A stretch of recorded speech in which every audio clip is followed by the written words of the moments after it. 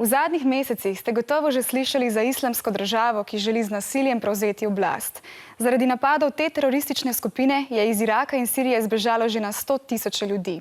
Mnogo evropskih držav, naprimer Francija, Belgija, Danska, Nizozemska in Velika Britanija, skupaj z ZDA in nekaterimi arabskimi državami pošiljajo svoja bojna letala v Sirijo in Irak, saj poskušajo njeno nasilje ustaviti.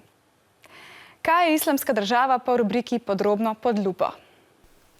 Islamska država v resnici ni država, ampak teroristična skupina, ki ima več kot 30 tisoč pripadnikov. Gre za ljudi, ki poskušajo svoje cilje doseči z nasiljem.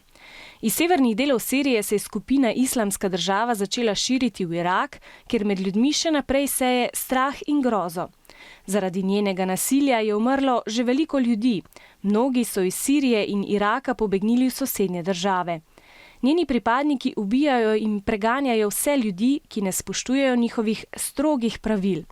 Menijo namreč, da se morajo vsi ljudje obnašati in živeti tako, kot se njim zdi prav. Naprimer, po njihovem morajo biti ženske od nog do glave zakrite, prepovedana sta glasba in ples, ponekod deklice ne smejo hoditi v šolo. Cilj te teroristične skupine je ustanoviti svojo državo, v kateri bi vzpostavili svoj red in zelo stroga pravila. Kdor teh pravil ne bi upošteval, bi ga ubili.